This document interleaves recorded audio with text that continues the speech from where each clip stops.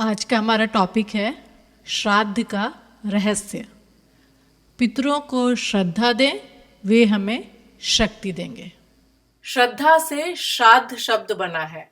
श्रद्धा पूर्वक किए हुए कार्य को श्राद्ध कहते हैं। सत्कर्मों के लिए, सत्पुरुषों के लिए आदर की, कृतज्ञता की भावना रखना श्रद्धा कहलाता है। तो देखिए, श्राद्ध का सबसे पहले तो अर्थ ही कितना सुंदर यहाँ पे बता दिया गया कि श्रद्धा से श्राद्ध शब्द बना है कि जो भी कार्य हम श्रद्धा पूर्वक करते हैं वो श्राद्ध कहा जाता है। और ये श्राद्ध पक्ष चल रहा है। और अगर हम इसे देखें तो इसे कृतज्ञता ज्ञापन पर्व भी कहते हैं। जैसे अलग अलग हमारे यहाँ त्योहार मनाए जाते हैं और ज्यादातर एक दिवस के पर्व होते हैं, कुछ 2-3 दिवस के भी होते हैं। अगर हम देखें तो नवरात्रि है जो आत्मशक्ति को विकसित करने के लिए 9 दिन का पर्व होता है। और इसी क्रम में कृतज्ञता या श्रद्धा का भाव जगाने, उसको पुष्ट बनाने और उसका वातावरण बनाने के लिए 15 दिवसीय पर्व मनाने का जो विधान बनाया जाता है उसे पितृपक्ष कहते हैं। और चूंकि अधिक मास है इसलिए इस बार 1 तारीख से जो है 1 सितंबर से लेकर 17 सितंबर तक जो है हमारा पितृपक्ष चलेगा या श्राद्ध पक्ष जिसको बोल सकते हैं। यह पर्व हर वर्ष भारतीय पंचांग के अनुसार भाद्रपद भादो माह की पूर्णिमा से अश्विन माह की अमावस्या तक मनाया जाता है। और ये आपको बता दिया गया है कि ये कब तक है। उपकारी तत्वों के प्रति आदर प्रकट करना, जिन्होंने अपने को किसी प्रकार लाभ पहुंचाया है उनके लिए कृतज्ञ होना श्रद्धालु का आवश्यक कर्तव्य होता है। ऐसी श्रद्धा हिंदू धर्म का मेरुदंड है। इस श्रद्धा को हटा दिया जाए तो हिंदू धर्म की सारी महत्ता नष्ट हो जाएगी और वह एक छूछ मात्र बन के रह जाएगा। श्रद्धा हिंदू धर्म का एक अनिवार्य अंग है, इसलिए श्राद्ध उसका धार्मिक कृत्य है। तो इसीलिए देखिए सनातन धर्म का या हिंदू धर्म का बोल रहे श्रद्धा मुख्य। यदि श्रद्धा शब्द को श्रद्धा के भाव को हटा दिया जाए तो जैसे हम देखते हैं कि अगर जो है बोलते ना गन्ने का रस निकालने के बाद क्या बचता है, छूछ बचता है उसका। तो बोले एक तरह से कुछ भी नहीं बचेगा हिंदू धर्म में। तो ऐसी श्रद्धा हिंदू धर्म का मेरुदंड है और उसी श्रद्धा को का रहस्य जानने के लिए जो है आज हम श्राद्ध का रहस्य पढ़ रहे हैं कि श्राद्ध और श्रद्धा ये मिल के व्यक्ति को कैसे उसके निजी जीवन में और आध्यात्मिक जीवन में लाभ पहुंचा सकती है। माता पिता और गुरु के प्रयत्न से बालक का विकास होता है। इन तीनों का उपकार मनुष्य के ऊपर बहुत अधिक होता है।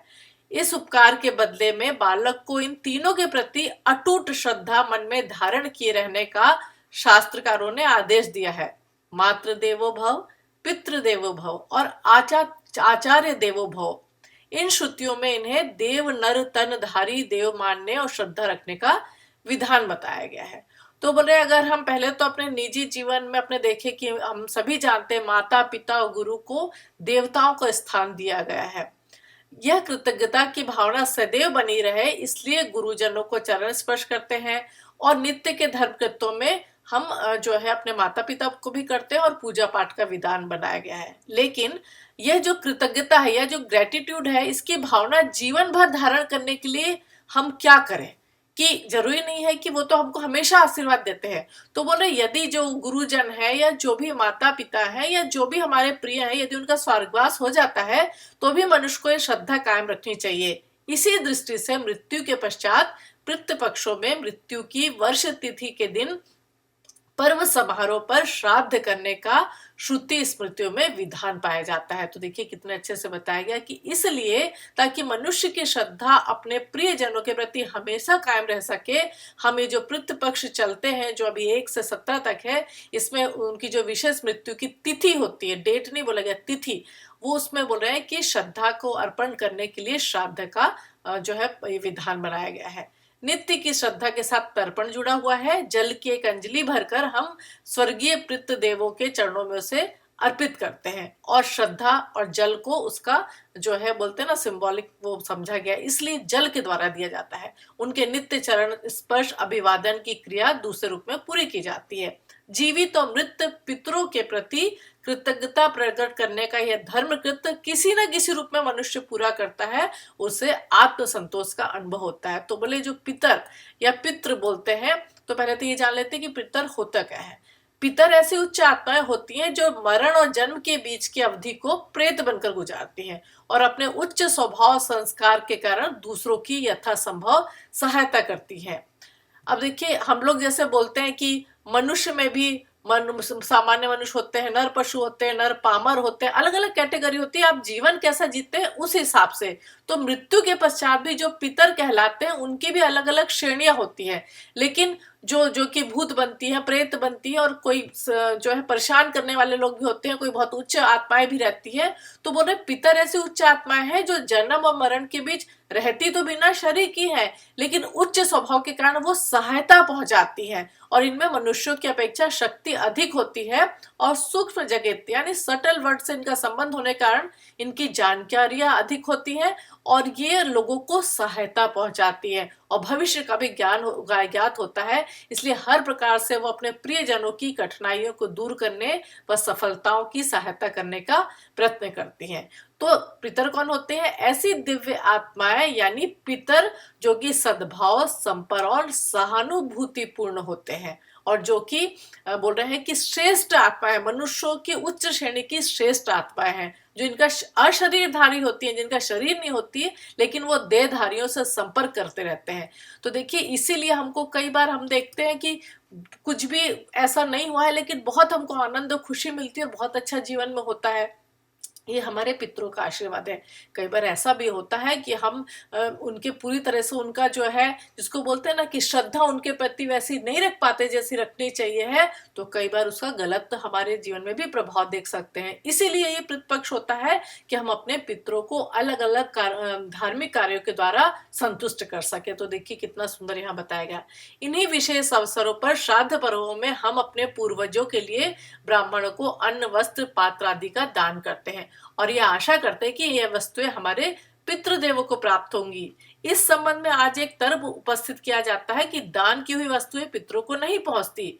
स्थूल दृष्टि से यानी फिजिकल अगर हम देखें उस दृष्टि से, तो बोल रहे हैं कि भाई ठीक भी है, विचार है कि जो पदार्थ श्राद्ध में दान किए जाते हैं वे सब उसी के पास रहते हैं जिसे दिए जाते हैं, चाहे वो ब्राह्मण को दिए जाए या किसी गरीब को। खिलाया हुआ भोजन भी व्यक्ति के पेट में जाता है तथा अन्न, वस्त्र आदि उसके घर जाते हैं। तो बोल रहे हैं कि जो व्यक्ति श्राद्ध करता है वो भी इस बात को भली प्रकार जानता है कि जो वस्तु दान दी गई वे कहीं उड़कर नहीं चली गई, पर जिसके दान में दिया जाता है उसी के प्रयोग में आया जाता है। ये तो देखिए ये कितना गुरुदेव हमको हर तरह की चीज समझते हैं कि हमारे मन में प्रश्न आते हैं, खासकर बुद्धिजीवी के। अब देखिए, अब प्रश्न दान के फल के संबंध में रह जाता है। यदि यह कहा जाए कि दान का पुण्य फल दाता को मिलता है, तो हम लोग बोलते हैं ना, कोई अच्छा कर्म करो तो उसका अच्छा फल मिलता है, बुरा कर्म करो तो बुरा। तो बोल रहे हैं कि चूंकि हम दान किसके नाम से दे रहे हैं और किससे, तो इसलिए वो किसी के पास भी पहुंचा, लेकिन जो उसका भाव बनता है उसका फल करने वाले को निश्चित रूप से मिलता है। कितना अच्छे से यहाँ बताया गया। इसीलिए यहाँ पे जब हम बोलते हैं ना कि दान का, लेकिन कहाँ आप दान दे रहे हो, ये बहुत महत्वपूर्ण बात है। बोल रहे हैं यक्ष ने पूछा सर्वश्रेष्ठ दान क्या है? दानम परम किम?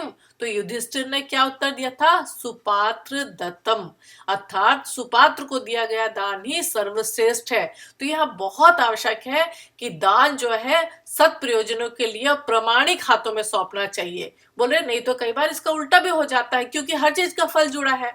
आप अगर उसको सही ढंग से आपका दान नहीं पहुंचता तो हो सकता है वो व्यक्ति उस पैसे का गलत उपयोग करे, तो उसके फल में हमारी भी भागीदारी होगी। इसलिए बोल रहे हैं कि इस सिद्धांत को समझकर दान की रूढ़िवादी लकीर पीटने से बचा जाए और उसको उद्देश्यों में लगाने के लिए विवेकपूर्ण क्रम से दान किया जाए, जिससे पितरों को प्रसन्नता हो और अपना भी कल्याण हो। बहुत सुंदर ढंग से बताया गया। तो बोले उसका फल जो है वह स्वर्गीय व्यक्ति को अवश्य प्राप्त ना होता हो, पर दान करने के लिए वालों के लिए वह कल्याणकारक बनता है।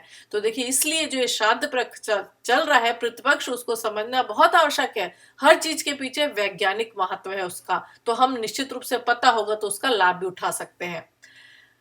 श्रद्धा को प्रकट करने का जो प्रदर्शन होता है वो श्राद्ध कहलाता है। जीवित पितरों और गुरुजनों के लिए श्रद्धा प्रकट करने, श्राद्ध करने के लिए अनेक प्रकार से सेवा, पूजा तथा संतुष्टि की जा सकती है, परंतु जो स्वर्गीय हो गए हो उनकी श्रद्धा प्रकट करने का, अपनी कृतज्ञता को प्रकट करने का कोई निमित्त निर्माण करना पड़ता है।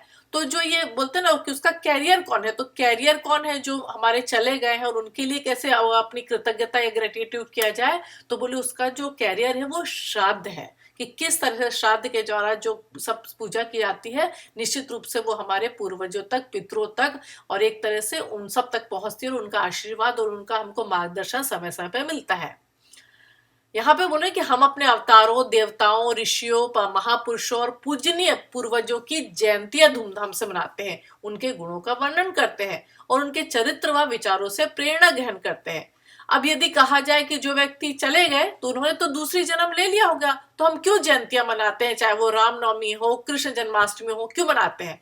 तो बोल रहे हैं मनुष्य मिट्टी का खिलौना नहीं है कि जो फूट जाने पर कूड़े के ढेर में मिला के फेंक दिया जाए। बोले जो उसका कीर्ति शरीर होता है, कीर्ति शरीर मतलब जो जिस तरह से उनकी प्रेरणा है, आज अगर परम पूज्य गुरुदेव शरीर नहीं है लेकिन उन्होंने जो जीवन जिया उससे प्रेरणा लेके और उनके जीवन के जो उनका व्यक्तित्व था प्रभावशाली था, उससे प्रेरणा लेके हम देखिए कितने लोगों का जीवन बदल रहा है। तो इसीलिए शरीर का छूट जाने से व्यक्ति खत्म नहीं होता है, उसका जो कीर्ति शरीर रहता है वो युग युगांतर तक रहता है और वो काम करता है जितना कि जीवित शरीर से भी कई गुना अधिक।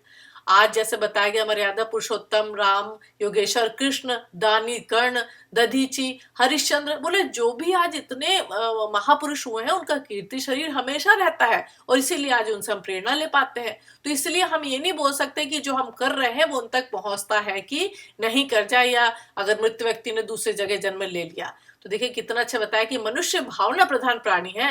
व्यापारिक दृष्टिकोण से वह हर पहलू को नहीं सोचता, परंतु अधिकांश कार्य अपनी अंतःवृत्तियों को तृप्त करने के लिए करता है। निश्चित रूप से हम हर बार बोलते हैं जैसा हम सोचते हैं वैसा बनते हैं, जैसा विचार होते हैं, जैसे भावना होते हैं, तो हम भावनाशील प्राणी हैं। इसलिए हर कार्य में केवल ये पटवारी बुद्धि को काम नहीं लगाना चाहिए, बल्कि हम देखते हैं कि किन चीजों को करने से हमारे अंतःकरण को तृप्ति मिलती है और हमारे जीवन को सही मार्गदर्शन मिलता है। यहाँ बोल रहे हैं कि संसार के सभी देशों में, सभी धर्मों में, सभी जातियों में किसी न किसी रूप में मृतकों का श्राद्ध किया जाता है। हिंदू धर्म में उसका अलग है और ज्यादा महत्वपूर्ण हो जाता है, क्योंकि हम उसको अपनी भावनाएं भेजते हैं और उनके लिए विशेष हमारे दिन जो है निश्चित किए गए हैं। मृतकों के स्मारक बनते हैं, कब्र बनती है, मकबरे बनते हैं, पूर्वजों के नाम पे नगर होते हैं, मोहल्ले होते हैं, मकान, कुएं, तालाब, दुकान बनवाई जाती है उनके नाम तथा यश को चिरस्थायी रखने का। तो बोलते ये अपने अपने ढंग से मनाने का श्राद्ध पर भी तो है, कितना अच्छे से मनाया गया। कि बोले क्या फायदा अगर हम ये तर्क देते हैं हिंदू धर्म में, तो बोले ये तो संसार में सब लोग किसी न किसी रूप में श्राद्ध मनाते हैं, चाहे अगर हम देखें तो कि उनके प्रति कृतज्ञता जताते हैं, ग्रेटिट्यूड जताते हैं, चाहे उनके नाम का कुछ भी बना है। अब देखिए क्या यहाँ पे बताया जा रहा है कि अगर हम इसको देखें कि मनोविज्ञान साइकोलॉजिकल दृष्टि से भी सोचे, तो बोले कि ये प्रयोग है कि हम अपने जो ग्रेटिट्यूड का भाव होता है कि मनुष्य और मनुष्य के बीच में जब हम लाते हैं तो क्या होता है कि उसके आदान प्रदान से व्यक्ति के अंदर प्रेम होता है। यदि हम देखें तो थैंक्स गिविंग क्या है, एक तरह से श्राद्ध है कि हम जो व्यक्ति हमको बहुत प्रिय होता है उसको हम बहुत अच्छी अच्छी चीजें देती है और वो व्यक्ति हमको थैंक्स करता है। लेकिन हमारे जो आध्यात्मिक रूप से जब इसको मनाते हैं तो उसका जो है प्रभाव और उसका महत्व कई गुना बढ़ जाता है। कितना अच्छे से यहाँ पे बताया गया कि क्रिया से भावना व भावना से क्रिया को पोषण मिलता है और इसलिए हम इसको साइकोलॉजिकल ढंग से भी बहुत अच्छे से समझ पाते हैं कि जब हम क्रिया करते हैं श्राद्ध पर्व में अलग अलग तरीके से अपने पितरों के लिए चाहे पूजा करते हैं, प्रार्थना करते हैं, साधना करते हैं, कर्मकांड करते हैं, तो वो भावना से मिलता है और उस भावनाओं का फल जाके हमको अलग अलग रूप से हमारे जीवन में देखने के लिए मिलता है। तो अगर हम जो चीज जो लोग जिंदा रहते हैं उनको अलग अलग तरह से हम कुछ देते हैं, करते हैं, पर जो लोग चले गए हैं उनके प्रति श्रद्धा सद्भाव व्यक्त करने का उपचार श्राद्ध तर्पण है। कितने अच्छे से यहाँ पे ये बताया गया। इसी प्रयोजन के लिए जो श्राद्ध कर्म मनाते हैं और उसमें फिर हम अलग अलग तरह से जो भी चीज बताई गई है वो करते हैं। हिंदू धर्म के कर्मकांडों में आधे से अधिक श्राद्ध तत्व से भरा हुआ है। अब देखिए हिंदू धर्म की विशेषता और सनातनी धर्म की विशेषता क्यों इतनी जाती है। बहुत लोग हमने पढ़ा इसमें कि अलग अलग तरह से लोग अलग तरह से वो श्राद्ध ही बोल सकते हैं, किसी के नाम से कुछ बनाओ, लेकिन हिंदू धर्म के कर्मकांडों में आधे से अधिक जितने त्योहार मनाए जाते हैं उसमें श्राद्ध जो है वो मुख्य तत्व है। सूरज, चांद, ग्रह, नक्षत्र, पृथ्वी, अग्नि, जल, कुआं, तालाब, मरघट, खेत, भोजन, चक्की, चूल्हा, तलवार, कलम, जेवर, रुपया, इवन निर्जीव पदार्थों की विवाह व अन्य संस्कारों में या किसी विशेष अवसरों पर पूजा होती है। यहाँ तक कि हिंदू धर्म में नाली और जो कचरा, इसको घूरा बोलते, उसकी तक पूजा हो जाती है। और प्रकृति में देखें तो हम तुलसी, पीपल, वट, आंवला आदि पेड़ पौधों तथा गौ, बैल, घोड़ा आदि भी पशु पूजे जाते हैं। अब बोल रहे इन पूजाओं से जो जड़ पदार्थ होते हैं या पशुओं को भला ही लाभ हुआ ना हो, परंतु पूजा करने वाले के मन में श्रद्धा व कृतज्ञता का भाव जरूर उत्पन्न होता है। देखिए, गाय को तो माँ कहा जाता है, उससे हमको दूध मिलता है और गाय की तो हर चीज इतनी, और प्रकृति से हमको कितनी चीज मिलती है। तो हर के प्रति हमारे जो हिंदू धर्म में है वो श्रद्धा का, कृतज्ञता का, ग्रेटिट्यूड करने का भाव कितना ज्यादा है। और जहां हम कृतज्ञता करते हैं, जहां ग्रेटिट्यूड होता है, जहां श्रद्धा होती है किसी के प्रति, तो निश्चित रूप से हमारे अंदर भाव संवेदनाओं की वृत्ति पनपती है और अंदर बहुत ज्यादा प्रेम पनपता है, जो कि गुरुदेव ने कहा है कि प्रेम पन पाए अपने अंदर, तभी तो हम प्रकृति से प्राप्त कर जो है प्रेम कर सकते हैं। और उसकी हम जो है एक तरह से उसकी बहुत ज्यादा उसके प्रति भाव रख सकते हैं, श्रद्धा का। इन पूजाओं से बोल रहे हैं उनको फायदा नहीं होगा भलाई, लेकिन हमको फायदा है। इनके प्रति हमारी बुद्धि में वो भाव होना चाहिए और किसी न किसी रूप में प्रकट होना चाहिए। और ये भी श्राद्ध है, मृतकों का ही नहीं, जीवित जानदारों और बेजुबानों का भी हम श्राद्ध करते हैं। ऐसे श्राद्ध के लिए हमारे शास्त्रों में पग पग पर जो है आदेश है। और इसीलिए हम हिंदू धर्म में हम इतने ज्यादा सौभाग्यशाली हैं कि ऐसे धर्म में हमको जन्म लेने का अवसर मिला। कितना सुंदर यहाँ श्राद्ध का अलग अलग मतलब बताया जा रहा है। मरे हुए व्यक्तियों को श्राद्ध कर्म से कुछ लाभ होता है कि नहीं? इसके उत्तर में यही कहा जा सकता है, होता है, अवश्य होता है। संसार एक समुद्र के समान है जिसमें जल कणों की भांति हर एक जीव है। तो बोले अगर संसार हम माने कि ये जो संसार है, पूरा विश्व है, एक समुद्र है, तो जो भी उसमें जल कण है, जो भी जलों से, जब पूरे जल के छोटे छोटे कणों से मिलकर तो समुद्र बना है ना, तो हम भी जो एक एक जीव है उससे मिलकर ये संसार में बना हुआ है। तो बोल रहे इस विश्व में जो मौजूद है वो अन्य आत्माओं में समृद्ध है। यानी अगर समुद्र है, पानी भरा है, तो हर एक जल के हर कण में वो समुद्र का पानी है। इसी तरह संसार जो है कि विश्व वसुधा जो है, हम उसके एक छोटे से अंश है और हम सबके अंदर वो चीज मौजूद है जो एक व्यक्ति के अंदर भी मौजूद है। यानी वो समस्त परमानंद वो आत्मा, शुद्ध आत्मा है। तो अब इसको कैसे समझा रहे कि संसार में यदि आज अगर हम देखें कि आज ये कोरोना फैला है या बहुत बड़े बड़े जो भी अन्याय अत्याचार होते हैं, सुनामी आया था, कुछ है, तो क्या होता है, हमारे मन में भी दुख उत्पन्न होता है कि ऐसा हो रहा है। तो यानी कहीं कुछ होता है तो व्यक्ति के मन में भी वो भाव उत्पन्न होता है। जब जाड़े का प्रवाह आता है तो हर चीज ठंडी होती है, गर्मी आती तो हर चीज गर्म हो जाती है। छोटा सा यज्ञ करते हैं तो उसकी दिव्य गंध तथा दिव्य भावना संसार में समस्त संसार के प्राणियों को लाभ पहुंचाती है। तो इसी प्रकार जो कृतज्ञता या ग्रेटिट्यूड की भावना प्रकट करने के लिए किया हुआ जो श्राद्ध तर्पण होता है, वो समस्त प्राणियों में शांतिमयी सद्भावना की लहरें पहुंचाता है। कितना सुंदर ढंग से उदाहरण देके गुरुदेव ने समझा दिया कि अगर हम सोचे कि हम श्राद्ध करते हैं, पूजा करते हैं, प्रार्थना करते हैं, तो आज वो पर्टिकुलर व्यक्ति के लिए तो पहुंचता है पर वो सबको लाभ पहुंचाता है। और इसी बोल रहे हैं कि इसी के अंतर्गत जो भी हमारे स्वर्गीय पितर हैं, जो कि उच्च आत्माएं होती हैं, वो भी इसी में आ जाती हैं। तो उनके लिए जो हम श्राद्ध करते हैं, यज्ञ की दिव्य तरंगे हैं, वो आत्म शांति न केवल उनको प्रदान होती है, सबको प्रदान होती है। और बोल रहे हैं मर जाने के बाद किसी भी जीव का अस्तित्व मिटता नहीं है, वो किसी न किसी रूप में संसार में रहता है। इसके प्रति दूसरों की सद्भावनाएं व दुर्भावनाएं आसानी से पहुंचती रहती है कि जो भी हम किसी व्यक्ति के प्रति कैसे होता है कि जो भाव रखते हैं वो इको होता है। तो आज जो भी व्यक्ति चले गए हैं वो उनका भावना रूपी और विचार रूपी शरीर है कहीं ना कहीं। तो इसीलिए हम हमेशा पॉजिटिव सोचें ताकि पॉजिटिव ही वापिस आए।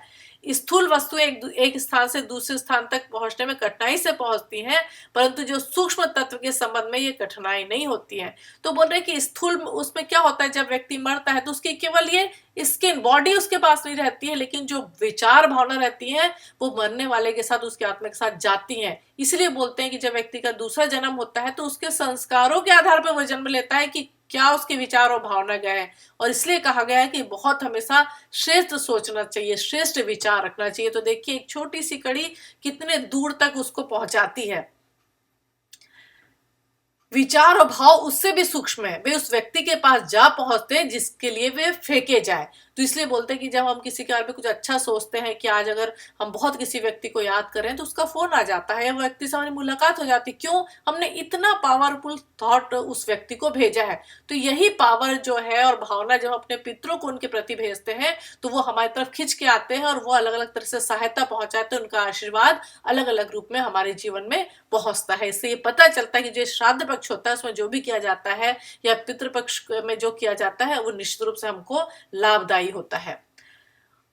सताए हुए व्यक्ति की आत्मा को जो क्लेश पहुंचाता है उसका श्राप शब्द भेदी तीर या रॉकेट बम की तरह निश्चित स्थान पर पहुंचता है। तो बोले जिस व्यक्ति को यदि आप सताते हैं और तो बोले जो व्यक्ति यदि मर चुका तो वो भी उसकी आत्मा को पहुंचता है। अब बोल रहे इसका उल्टा आप करेंगे कि यदि हम सेवा, संतुष्टि, सद्भावना, दुआ, वरदान, आशीर्वाद भी उसी तरह उस उपकारी व्यक्ति के पास पहुंचता है जिन्होंने कोई परोपकार किया हो। कोई व्यक्ति जीवित हो या मृतक, उसके पास जहां कहीं भी रह रहे लोगों के शाप वरदान पहुंचते हैं, उसे मालूम हो पाए या ना मालूम हो पाए।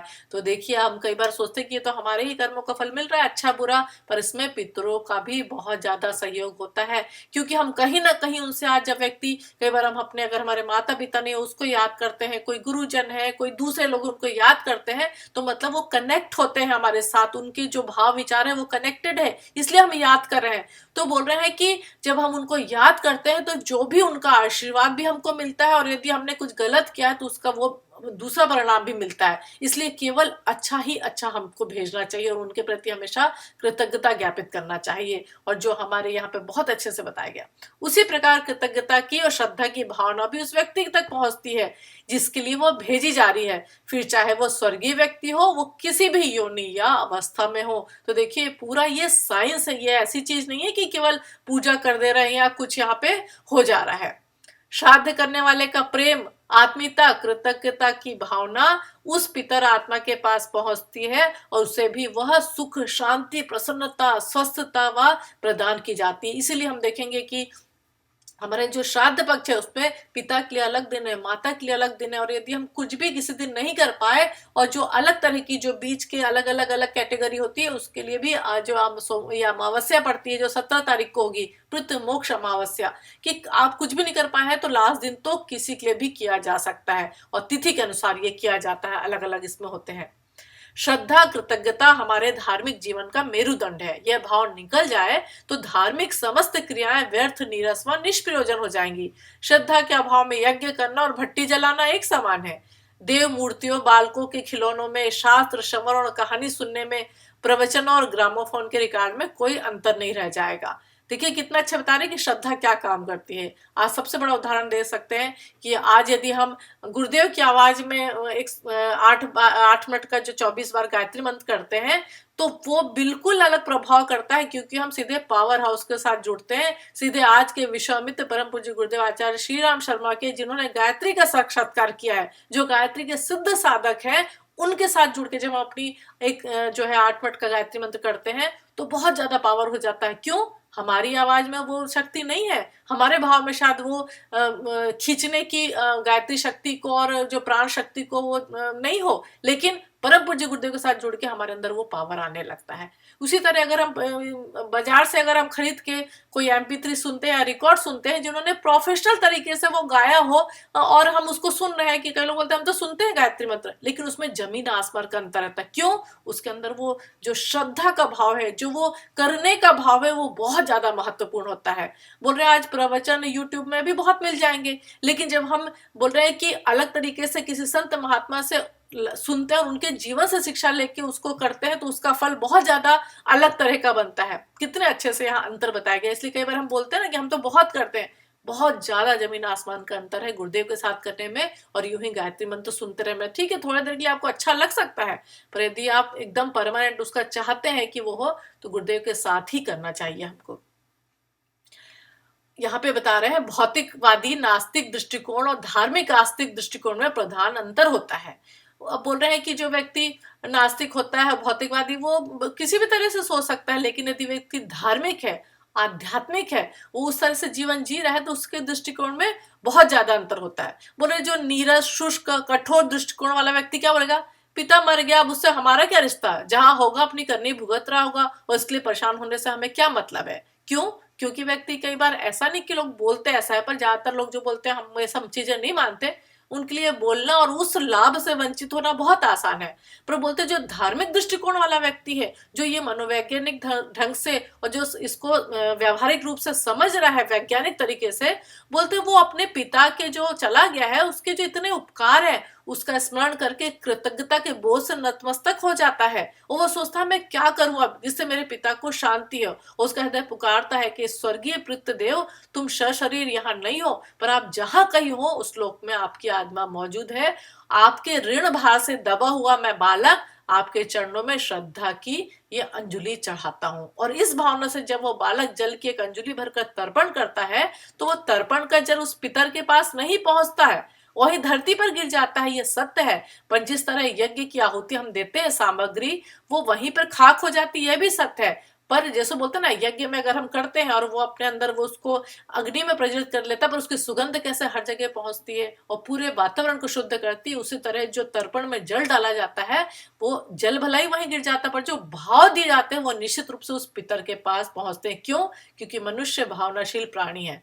बोल रहे हैं कि अगर हम गलत सोचते हैं नीच भावना के कारण, तो वो राक्षस व शैतान बन सकता है, और यदि हम अच्छा सोचते हैं वो तो देवता बन सकता है। तो ये जो भावना है, इन्हीं भावनाओं के कारण जब हम अपने जो भी त्योहार आते हैं उस भावनाओं को उसमें डालते हैं, तो उससे जो होने वाले लाभ हमको निश्चित रूप से मिलते ही मिलते हैं। बहुत अच्छे से यहाँ पे बताया गया है कि, और हमने आगे ये भी देखा कि जो भी श्राद्ध करना चाहिए, जीवित लोगों का भी करना चाहिए और मृतकों का भी करना चाहिए। जिन्होंने किसी प्रकार की कोई भलाई की हो तो उसे बार बार प्रकट करना चाहिए। जैसे कितने बार हम लोग thank you thank you thank you करते हैं, क्यों? उस व्यक्ति ने कुछ अच्छा किया। इसी तरह कोई बुरा करता तो उसको किसी ना किसी रूप में, गुरुदेव से जुड़ने के बाद तो हम यही प्रार्थना कर सकते हैं भगवान उसको सद्बुद्धि दे।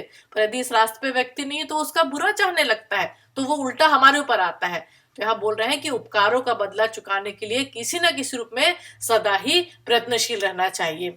और देखिए, अगर हम देखें तो इसमें जो ये श्राद्ध तर्पण किया जाता है तो बहुत तरीके से इसको अलग अलग तरीके से किया जाता है, और इसमें कोई भी, और खासकर जो शांति कुंज में कराया जाता है या जो कर्मकांड भास्कर के जरिए हम जब जो गुरुदेव ने विधि बताई है, उसमें कई बार ऐसा होता है कि शायद हमारे घर में बहुत लोगों ने पंडों वगैरह से करवाया होगा, लेकिन कई बार लोग पैसे पे ज्यादा वो देते हैं और कुछ ना कुछ ऐसी चीजें छोड़ छाड़ देते हैं और किसी तरह रिचुअल करवा देते हैं। लेकिन जो गुरुदेव ने माध्यम इसका बताया और जिस तरह शांति कुंज में कराया जाता है, कोई भी चीज छोड़ी नहीं जाती है। आपके पितरों के पितरों, जिसमें अलग अलग होते हैं, देव होते हैं, ऋषि होते हैं, दिव्य मनुष्य, दिव्य प्रीत, मानव प्रीत, सब तरीके से इसमें जो है तर्पण कराया जाता, ताकि कोई भी छूटने ना पाए, ताकि हम किसी भी आशीर्वाद से वंचित ना रह पाए। और सबसे महत्वपूर्ण बात, आत्म तर्पण किया जाता है। शायद बहुत लोगों ने तो सुना भी नहीं होगा कि श्राद्ध कर्म की प्रक्रिया में आत्म तर्पण किया जाता है। जिस तरह से श्राद्ध करता है, यानी जो करता है वो पितरों को और सृष्टि की विभिन्न चेतनाओं को तृप्त करने का प्रयास करता है, तो हमको ये सोचना चाहिए कि हम भी कभी उसमें आने वाले हैं, पितर बनने वाले हैं, पूर्वज बनने वाले हैं। पता नहीं कोई करेगा नहीं करेगा, तो जब हम ये कराते हैं, शापन करवाया जाता है, तो अपने पूर्वजनों को, जो पूर्वज रहते हैं, उनको हमको जिस तरह से मुक्ति प्रदान करते हैं, तो अच्छा यही रहेगा कि हम भी अपने जीवन में रहते हुए अपना आत्मतर्पण करके ही जाएं, ताकि हम किसी चीज से बंधे ना रहें और कोई भी चीज छूटे ना, ताकि उसके बाद हमारा जीवन भी वो उस तरह से मुक्त बनता हुआ चला जाता है। इवन सन्यासी जो लोग होते हैं, उनको तो पहले ही आत्मतर्पण किया जाता है कि वह आपका ये शरीर तो मर चुका है, अब केवल आप एक तरह से जो है अलग तरीके से लोक कल्याण का आपको कार्य करना है। तो कितना अच्छे से बताया गया कि हमको ध्यान रखना चाहिए कि जीवन साधना के इस प्रकार के दुर्लभ लाभ केवल उन्हीं दिनों धर्रे के कर्म कांड भर करने से नहीं मिल सकते, बल्कि उसको कृतज्ञता के रूप में अलग अलग ढंग से हमको जो है करते रहना चाहिए। तो हम यही प्रार्थना करेंगे कि श्राद्ध कर्म से कृतज्ञता का भाव बढ़ने में से होने वाले जो अनेक हितों को ध्यान में रखते हुए हमको इस पर्व का जो है बिल्कुल बहुत ज्यादा लाभ उठाना चाहिए, और अपने पितरों की संतुष्टि एवं कल्याण के उद्देश्य से सभी विचारशील मनुष्यों को श्राद्ध तर्पण में अवश्य ही भावपूर्ण भागीदारी निभानी चाहिए। इसमें क्या होगा एक तो हमारे पितरों को भावनात्मक तृप्ति मिलेगी, आत्मिक शांति मिलेगी, और जो पुण्य है वो निश्चित रूप से हम तक भी पहुंचेगा। और जब ये पुण्य हमारे पर पहुंचेगा तो निश्चित रूप से हमको ये नहीं पता कि वो कहाँ हमको काम आने वाला है। इसीलिए बिल्कुल जो बोलते हैं ना कि हमको मरे हुए व्यक्तियों का, ये जो स्वर्गीय हो गए उनका तो करना ही चाहिए, पर अगर हम देखें उसको कि आज के संदर्भ में उसको किस तरह करना चाहिए, तो मेन यही है कि हम अपने जो व्यक्ति चले गए उनका तो ठीक है, लेकिन जो आज है यहाँ जीवन में है हमारे, उन सभी बड़े बुजुर्गों का बहुत ज्यादा हमको सम्मान करना चाहिए। और ये ध्यान रखना चाहिए कि चले गए उनके लिए तो बहुत हम रोते पीटते हैं, लेकिन जो आज हैं जीवित माता पिता, यदि उनकी सेवा नहीं करते, उल्टे उनका दुख पहुंचाते हैं, उनका अपमान करते हैं, तो पिंडदान श्राद्ध करना कोरा ढंग है, उसका कोई परिणाम भी नहीं मिलता है। तो अपनी भावना सच्ची रखें, जिन्होंने भी हमारे प्रति कुछ किया है उनके प्रति हम कृतज्ञता रखें, और इसके लिए जरूरी नहीं है वो बहुत बड़े हो, चाहे छोटा हो चाहे बड़ा हो। और खासकर परम पूज्य गुरुदेव के प्रति, माता जी के प्रति हमेशा कृतज्ञता रहना चाहिए। आज जो ये जीवन है उनका ही दिया हुआ है, उनके सहारे ही हम चल रहे हैं, और हमेशा हम बड़े बुजुर्गों का आशीर्वाद मिले, हम सही ढंग से श्राद्ध पक्ष में सभी को अपनी कृतज्ञता व्यक्त करें, यही परम पूज्य गुरुदेव से प्रार्थना है। तो